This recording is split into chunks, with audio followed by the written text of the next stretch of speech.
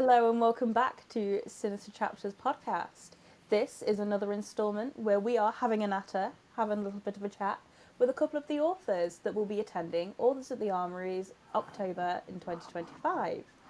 We are very excited to be able to talk to Marisa Noelle today. Hello, how Yes, are you? Hi, I'm very well. Thank you for having me. Looking forward to yes. Lovely it. to have you. I'm going to say, George, you can go this time because I've done them quite a lot. Okay. All right. No worries. You got this. A bit of a simple one, but usually the we get a lot of authors tripping up on it because we have to do a bit of a deep dive. So, what inspired you to start writing? Yeah, it's that's quite a long win. Okay, we could be here a long time. I mean, I was always a bookworm, and I've always read for as long as I can remember, Yeah. and I've always written little stories, and I never thought seriously about writing. I was more kind of like maths and science kid at school, and my mom, who, um, well, I'm half American, half British, and she was always really good at English, and she's Mm. always used to say to me, "You're really great at ideas, but you've got no idea how to write them." And I so kind of took that to heart and thought, well, Yeah. I'm never gonna do anything with stories.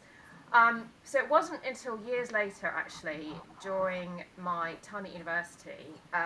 Sadly, I lost two friends to meningitis, and it was a really, really tough time for me. And I started having problems with anxiety.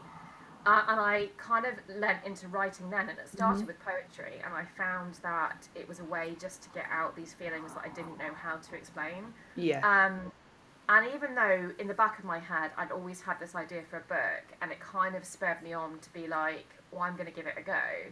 And I did. And the more I wrote, the more I loved it. I went and did courses and got tuition and realised I needed a bit of help. And then I just got bit by the bug and have found that not only do I love doing it, but it's also a form of therapy for me. So Yeah. now I couldn't live without it, really. So, Oh wow. yeah. So that's how that Oh, happened. wow. I do love a So that was a positive bit of a outcome. conversation stopper Yeah. there as well. No, no, no. Yeah. I will. So, our next question for you is: can you share a little bit about your writing process? Yeah, so I tend to always have a lot going on in my brain and in my projects, and I will tend to be plotting one thing, first drafting another, and editing something else to some degree. And I do get ideas all the time, and Yeah. when that happens, I'm very disciplined, so I don't go off on a tangent. I will just make notes, dump it in a file, so that Yeah. when I'm finished doing what I'm supposed to be doing, like Yeah. writing I a can book, go back to this. um, yeah, I can go back to it, and then that gives me time to think, oh, actually, was that a good idea or not a good idea?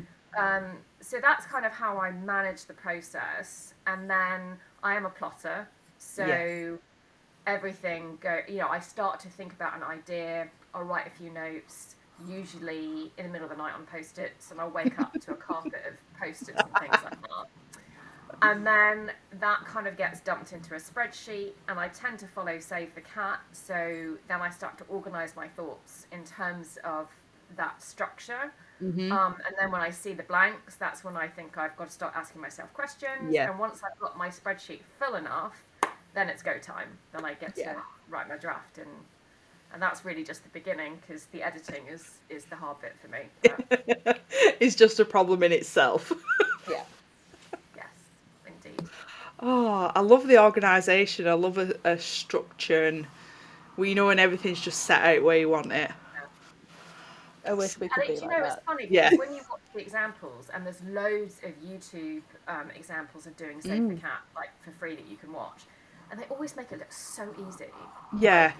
Like, the motivations and all those things look just so like obvious. Yeah. And when they break down a book like The Hunger Games or something, you're thinking, yeah, well, of course. But when you Yeah. come to do it yourself, you're thinking, I What? don't know what my character wants. I don't know why, and it's I so don't much even know what I harder. want. Yeah, yeah, exactly. I want to go make a cup of tea,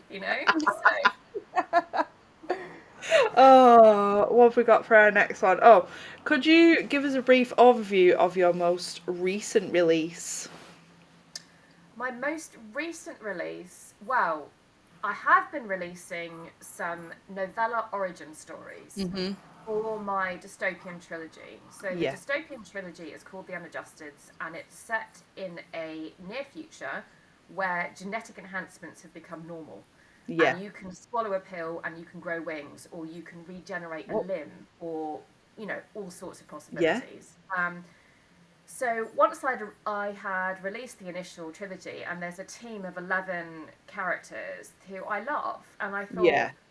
they all have their own origin story for joining the resistance, their own Yeah. reason for doing that. So I decided to write their own stories in a Yeah. novella, because they don't need to be massive. Yeah. And I'm trying to release one a month, which are free to my subscribers to my website. But you can get them, obviously, if you want to buy them. They're 99p, so they're not expensive. And I'm just kind of exploring, so that all the readers who love the original trilogy can kind of see how all the characters actually initially came together and what motivated them. So that's been kind of what I've been doing most recently, as well as book 5 in my Mermaid series that came out last May, and book 6 will be coming out in March, so not too long.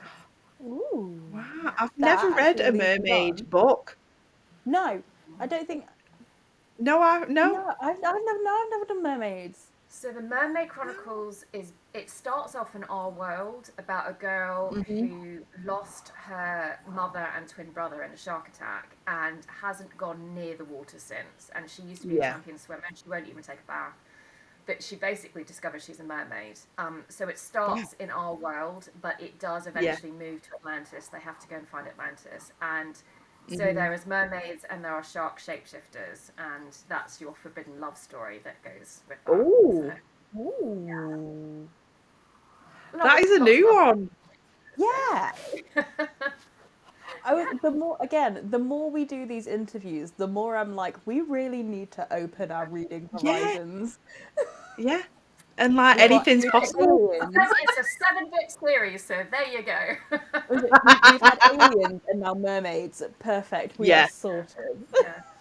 But it does lead on very nicely to the next question that we've actually got for you is, can we have a little bit of a sneak peek into your next release? Yeah. What do you wanna see, hear? What, do you want me to read you something? I mean, how does that work? So You you could can either, surprise us with anything. yeah, Yeah. with sort of Treat. the audio format, we will have to be like, if you would like to see Yeah. what you have been shown, please go view it. Okay, I've just been so book 6. I've just been doing my final read through. I'm on chapter 24 out of 26 chapters, so we're almost there before I can start the formatting process. But I could give you a little dose of what happens. Should I just read a little bit from the beginning? Is that what you think? Yeah, give us Yeah? an extra. I'm excited. Okay. So the Mermaid Chronicles, there's 4 books from Cordelia's point of view, and then 3 books from her son Gal. So this is Gal, Yeah. and it's just the second book in his head. So chapter 1 is called Denizens of Darkness. I can't even say my own title. There we go. Okay, here we go. I jumped back to avoid the foot connecting with my chest. Gripping the glowing trident in my right hand, I carved it through the air, nearly taking off the offending foot. Ford's eyes widened as he leaped out of the trident's path, and I couldn't help the cocky smile swarming over my lips. For Virago's sake, you're getting good at that. My grin stretched wider. I learned from the best. It was only fair to compliment the man who taught me everything I knew about combat, as well as the trident's powers. In the 9 months since I'd been back in Atlantis, I'd been training with Ford every day. So far, I had only mastered 3 of its powers: water breathing, healing waters, and tidal control. Of the many abilities it could grant me, it had only thought me fit to learn the most basic, as if I wasn't worthy of acquiring more. Maybe I wasn't, but my frustration was growing daily. Is that enough? Ooh. I was ready to sit here and listen to the rest of it. I don't know how much you want, so we can be here. George was locked in and just sort of I was like headphones, audiobook, ready to go. Oh, I could give you the next paragraph, because that might even end it on a bit more of a cliffhanger if you want to. Oh yeah, Okay, go here on. we go. Period. So, the moment we returned from our fight with Zale, the Mermaid Chronicles had informed us the 4 dark gods of the depths would be coming, the denizens, ancient evils with insurmountable power at their fingertips. They were waiting for their chance to tear apart the world I knew and loved. I had only ever fought a Salachi before. Granted, a Salachi with enhanced strength and reflexes, gifted from the very evil gods on their way to cast their dark shadows on my homeland, but still a Salachi. So that sets up what's happened. We've got the 4 evil water gods coming to get Gal's trident, and a Salachi is what I call the shark shapeshifters. So that's what they call themselves. Yeah. There we go. Ooh. The That's excitement. very exciting. I know. I do love a mermaid, though. Yeah. Yeah. Mm. Yeah. So do I. I think when I wrote Yeah. it, I wanted like mermaids that were a bit darker and sexier and Yeah. than like the Little Yeah. Mermaids. Yeah. So that's how I kind of think of it, as the Little Mermaid all grown up with a few secrets. Ooh. And, yeah, morally grey issues and things like that. So Sold. Tick. Say no more. It's on a wish list. She's sorted. Stop wish list. Here we go. Oh. Where are we up to? I was too busy enthralled with mermaids. We are up to, gosh, we've like rapid fired through these. I know. Question 5. question 5 Oh, already. yeah. There we go. Wow. Yeah, if you could branch out into any other genre, what would it be? Well, you see, I think that's a trick question. Because I do write more than one genre. Mhm. And I think that the beautiful thing about being an indie is not having to get pigeonholed by publishers Yeah. who say you must write this. Mhm. So I write fantasy, romantasy, horror, Yeah. dark fantasy, dystopian, sci-fi. So I like to think of myself as I'll write anything in the speculative Yeah. field. And that's how I get away with, say, being able to write all those genres, because Yeah. you're always going to expect something supernatural, fantastical to happen, usually with my mental health representation. That's in all my books as well. So yeah, sometimes I'm more in the fantasy, sometimes Yeah. I feel like I want to get more stabby and go horror. It depends on my mood. But I do have a sneaky, steamy pen name, which is like more on the erotica side of things. Ooh. So I will Tell us be more. working more on that this year, actually. Yeah. We absolutely love the erotic side of things. Mhm. We have very much dipped our toe into the erotic horror genre. Yes. Nice. One of our first episodes that have gone out this year for the podcast was a very, very dark Yeah. erotic horror, Yeah. more just horror. Yeah. But if you'd look, I'd love to hear a little bit more about sort of Well, your so pen my name. pen name I go by is Savannah Warner, and I have a novella out at the moment. It's called Dreamkeeper, and it has a very discreet cover, so you can take that anywhere you want to go. Yeah. It's actually a fantasy, and it follows the Sandman, and it's about how mortals are no longer dreaming, and therefore his world of dreams is shrinking, and he has to go and encourage people to start dreaming again. And of course, mortals dream about their spiciest fantasies and what they all want, whether it's a wolf shifter or a group orgy situation, whatever that might be. So there's a little bit of everything in this book as he visits each person, but then also finds he also falls in love and his own relationship and how that happens. So that's the one that's out. Although what I'm planning next isn't quite so dark. I mean, it's not dark in the dark romance. I want to do a series of alternative sports romances. So surfing, snowboarding, skiing, ice, those kinds of things. The sports you don't really see that much of, which can be quite sexy. So that is my plan. The first one will be centered around surfing, because even though I can't surf, I do boogie board. I do love surfing and I love the ocean. So, there's always going to be water in my books. I'm drawn to it. Yeah.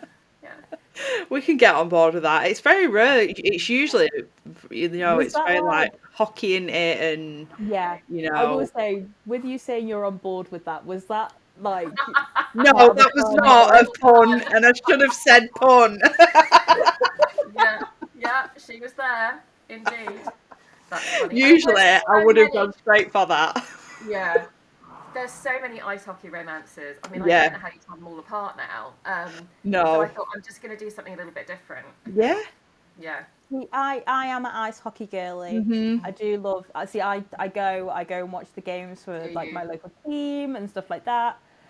I do love an ice hockey romance. However, I feel like we need something a little bit Yeah. different. Just Yeah. Because like, so my partner's always been a action. climber. Yeah. So like, if I could find something, if I could find like a where the guy's a climber or the girl's a climber, Yeah. and Mm. somehow they fall into each other, that'd be brilliant. Climbing's on my list. It's on my sports list of books I want to do. So Yes. there you go. Yeah, I've got a list of things that I'm adding to and thinking. And of course, with climbing, you've got the danger and Yeah. all that, and they've got to have the muscles. So Yeah. And when they come off, they've got like the really good pump, and all the veins yeah, are showing. It's great. yeah, Yeah. Yeah. absolutely. Yeah, We've good practically stuff. just written it there and then. Yeah, yeah, that's You good. know, they Yeah, get trapped on a mountain. You know, it's like one bed, but it's one mountain instead. And they go, oh, we've got to tie each other together and take our clothes off because it's freezing. Watch your body heat. yeah, indeed. Yeah, and I want to try and subvert the tropes. So maybe it's like her teaching him how to climb, and he's the newbie, or all those kinds of things. Yes. So we've got to Yes. mix it up as much as we can, I reckon. So yeah, Oh, we're Oh on a roll yeah. there. yeah. When she Oh, starts going, she doesn't that's stop. it. Once the ideas go, I'm like, can't stop. Brilliant. Right, it is your So turn. yeah, it is. It is. Do you have a favorite character that you have written so far?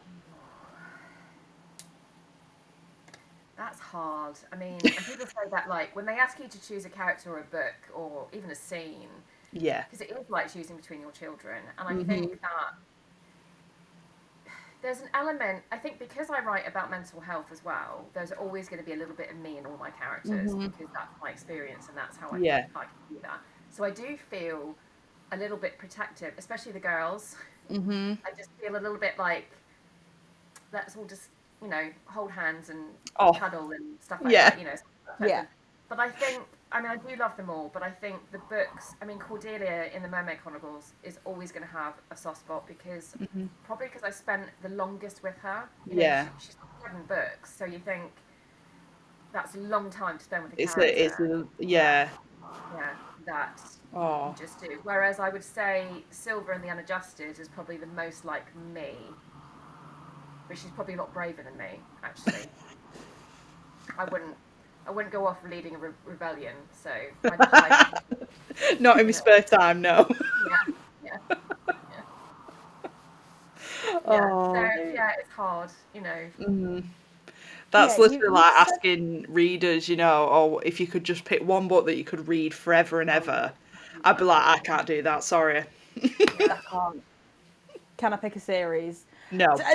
I know. I mean, it has to be a series at least, and then you think, Yeah. well, what's the most amount of books in it? That I could Yeah. read again and again. So Yeah. yeah, I'd want like a 10-book series that are like this thick, 800 pages each, and then yeah, I can read it for the rest of my life. Yeah. Oh, so From Blood and Ash might be a good one for that because Yeah. there's loads, and they're chunky books, Yeah. and there's all the spin-off books as well that you Oh, could, yeah. But then I don't know if I could reread that again and again. It needs to be one no. of those comfort books as well. So Hmm. yeah, I just couldn't so choose, and that's that. yeah, You've mentioned that you sort of add mental health elements and sort of like into your books as well yeah. Hmm. as is that what sort of like I don't know what's the best way to sort of put this. What's sort of it's a hard thing for authors to add that representation into books. How have you Hmm. found adding it into your own? I think that it almost wasn't a conscious decision, Yeah. and I think because you know the advice is always to write about what you know, and that's Mm-hmm. not in the sense that you've got to have had to be a surfer, to write about surfing, but it's about your interiority. It's about Yeah. emotions that, have you experienced fear? Have you experienced love? Have you experienced? And I think that for me, the complexity of characters, everybody has issues at one point or another. Mhm. And when this stuff first happened to me, this was like in the internet was an embryo, and I didn't even know what Yeah. a panic attack was, and I was like, how can I not find a book that looks like me? Yeah. So despite it kind of not being a choice that I made, it was just who my characters were going to be. It's how Yeah. they came out. They had these issues, and they, especially when you think about characters that grow up in fantasy and dystopian worlds. I mean, of course they've got issues. They've got, usually they've lost a parent or they've gone through a Yeah. traumatic. Of course they're going to have some sort of issue. So it just felt really natural for me to Yeah. have that, and I really wanted to show, it's because most of my books are appropriate for teenagers, that you can have a panic attack and still save Yeah. the world. Yeah. It doesn't make you any weaker, and it's Mm. about looking at it in a different way. And I Yeah. hated the idea of kids and adults feeling weak because they've got a mental health issue, when actually they're doing all the normal things, and also dealing with those issues, which Yeah. makes them twice as strong. So the more I realised that these aspects were leaking into my characters, the more I kind of leaned into it, and I thought, Yeah. now when I look at a new book, I kind of think, okay, well, you've been through this, and you are, whether you're male, you're female, and you've got this, this, and this. What would make sense? What kind of issue would make sense for you to have? And I'm Mhm. hoping to shine a light on perhaps some things that aren't quite so common. Yeah. As well as I go through. One of the books that I'm planning on writing is a new adult horror. Um, I'm going to give the main character fibromyalgia, which is something that I was diagnosed with, and I don't hear that spoken about very much. No. Very much interlinked with anxiety, and obviously it's Mhm. related to ME and chronic fatigue and all these things. So that was, and that's really difficult to go running through away from bad guys Yeah. when you're absolutely exhausted and feel like you can't move. So Yeah. things like that, which will add natural obstacles as well Yeah. as that depth of character. Yeah. It's nice to have that recognition in it, when you open a book and you see that it's, there is mental health rep in it, and you do find out what it is, and you can sort of recognize it in yourself, and it's almost to be, to be seen and to be heard, and these characters are doing badass things, and you just think, well, if they can do it, I can do it. And it's nice to have that recognition within, whether they're fictional or not. And I think it So is. I mean, at the very least, just feeling that you're not alone, and that other yeah. people experience that. And I think one of the reasons that I like to tackle it in that fantasy setting is that there's a bit of distance there. If you Mhm. read about a mental health issue in a contemporary setting, then it's right in your face, and you're like, Yeah. you can't really get away from that. But when it's in a fantasy setting, I think you can just take a step back and appreciate that Yeah. without feeling the stress of it yourself. Yeah. Yeah. So that's always been kind of my aim. Hopefully that works.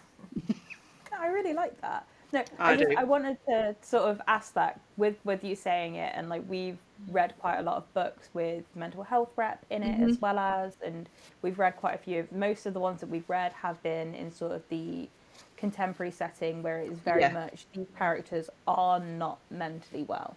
Yeah. Yeah. And it's always we need to fix them, whereas I feel like in a fantasy setting it's like no, I don't need to be fixed, because No. Exactly. I can then look at it from sort of how they're dealing with it, and the fact that they are dealing with their own mental health issues whilst also doing all of these amazing things, Yeah. and you can sort of go, Uh, yeah, no, I can do that too. yeah. Yeah. And I think that's the beauty of that fantasy setting, because as you say, with contemporary, there's always this emphasis on therapy and improving and reaching goals. And you kind of think sometimes it's not about that. Sometimes it's about No. acceptance. Because somebody who's diabetic, you can't change that. You have to No. just do the treatment, and it's the same with anxiety. There are things you can do to make things better for yourself, but Mm. some things you just need to accept. And one of the other parts, I've written a novel. It's a middle grade novel, actually. It's not published, but it's a real heart book because it's about 3 kids who are neurodivergent. So one's dyslexic, one's got ADHD, and one's autistic, which is my 3 children. Yeah. And how they go on a road trip to find a family member, they're orphans, that they think they have. And it's all about how their diagnoses both help and hinder their journey and the scrapes that Yeah. they get into. So it shows the beauty and the resilience and the strength that being different can actually bring. So, yeah, Oh, always. No, I Hopefully really one like that. day. I do. No, I really, really like that because, like, so I've got dyslexia, dyspraxia, and dyscalculia, so I'm a triple threat. Um, and when you are a reader, but you do have dyslexia, it's one of those. It's like, yeah, but you're not meant to read, and you're meant to struggle with it. It's like, no, that's not what it Yeah. is. No. And finding characters that actually have the same sort of neurospicy Yeah. type Yeah. dealios that you do, it Yeah. really helps you because you can sort of go, this is actually like an actual representation Yeah. of me. Yeah.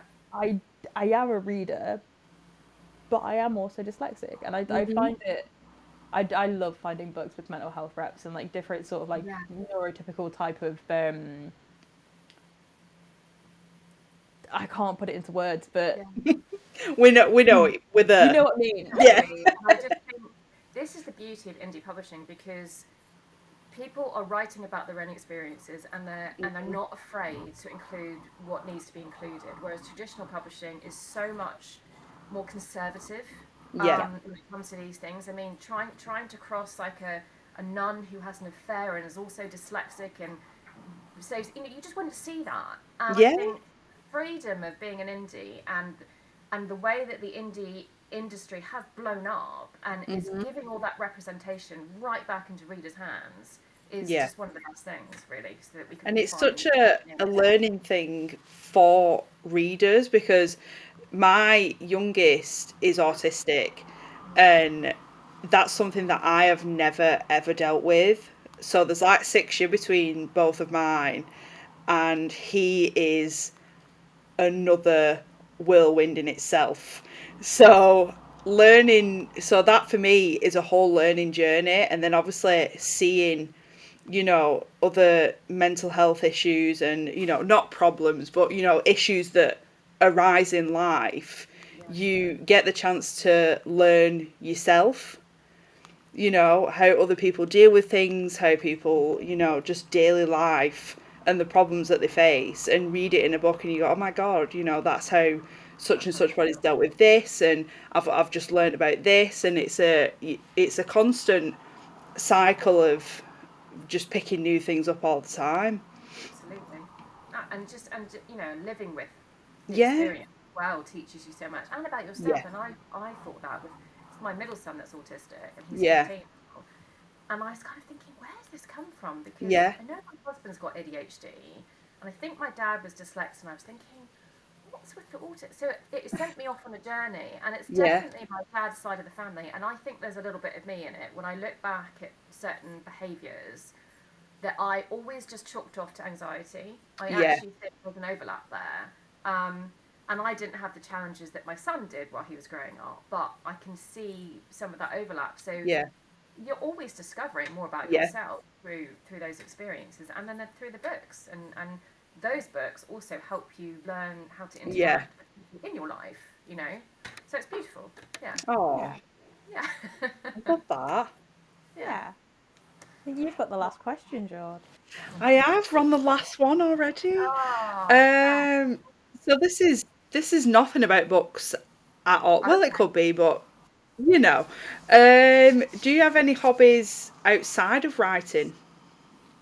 I do. I reckon you could guess what one of them might be. If it's something in the water, Oh, there we go. We're we're very gonna go close. for a swim. Yeah, I do. I swim. I swim at least 3 times a week, and I love it. And Wow. I love being in water. It's my happy place. Yeah. I feel like when I'm swimming, I can just, no matter what stress I've got going on in my life, it all just kind of floats away, and I can Yeah. think about it in a more measured, calm way, and Hmm. just And obviously, exercise is good for mental health anyway, Yeah. so it's really important for me to do that. So I Mhm. love to swim and I love to be near the ocean. I mean, I Oh, just, yeah, I do. I love to boogie board. Reading and books, Pilates, friends, yeah. and I like, I mean, as much as the marketing side of being an indie is tough and Yeah. takes some time from the writing, I actually enjoy the creativity of it, of like Yeah. making things on Canva and stuff like that, because it's Yeah. like using your brain in a different way, and Yeah. it's a little break from the writing bit, and I'm going to visualize it like that. So I quite enjoy doing that and making my little trailers for TikTok and things like that. So yeah, I'm always at my desk. We're like that, aren't we? Yeah. Well, Yeah. I mean, I do social media for work. I fell into it, and now I'm like, you know what? Let's make a bookstagram and a book talk, and you know what? Let's do a podcast. Yeah. And it's like, Do everything. I Yeah. now Everything. just do my job for funsies when I'm not at work. So Yeah. Yeah. I mean that's Oh. how I feel about what I mean. I don't have this is my real job, my full job, but and I'm fortunate enough that I have a husband that I can just do that and make it, Yeah. make it work. But I couldn't do anything else. And Yeah. oh, and as for the swimming, I do have a mermaid tail as well because I thought I cannot write about mermaids and not be a mermaid. So yeah, great fun. Yeah. Oh. I bet that's so much fun. I've seen like videos of them, and I'm like, you Yeah. must have immense core strength. Yeah. Well, I don't know. I don't have good core strength, but I love doing it. So I Yeah. haven't joined like a mermaid society. I'm thinking maybe. I mean, my husband will laugh at me, but I'm thinking maybe I should go and find my other people. Yeah. So, Do it. Life's yeah, too yeah, short. absolutely, You've just gotta go for it, haven't you? I was absolutely. really expecting you to say you've got to dive right in I then. know. I was gonna say it, but then I thought I'm not doing another sea pond, and that's that. Oh, you've got to. It's all good fun. Yeah. Uh, but that's Giggles. all the questions that we've got really. It Mm. has been absolutely Ah, lovely talking to you, Yeah. and we cannot wait to meet you in person in yeah. October. We'll be It's gonna be there so much running fun. around, lights, cameras, mics, getting Awesome. live interviews and just having a good old chat, Yeah. Yeah. experiencing the convention, and we cannot wait to see you Can't there. wait. I can't wait as well. And it's so nice to have like a couple of faces now that I think, right, I know Yeah. them, I know them. So Yeah, yeah, it's really good. I'll just be like clinging on to you like I don't know anyone else. Just walk around with us because none of us know what we're doing. Yeah, we'll have. Well, we'll be able to spot us from probably a mile off. We'll have Yeah. hoodies with our names on the backs, so you'll awesome. know who we are Yeah, and where to find us. Yeah. But if you're listening and you want to get tickets, I'm hoping there are still some on sale by the time that we post this. Please grab a ticket. Come and meet these absolutely amazing Yeah. authors. And thank you for listening. Yeah. yeah. I've had the best time. Yeah. It's been so good.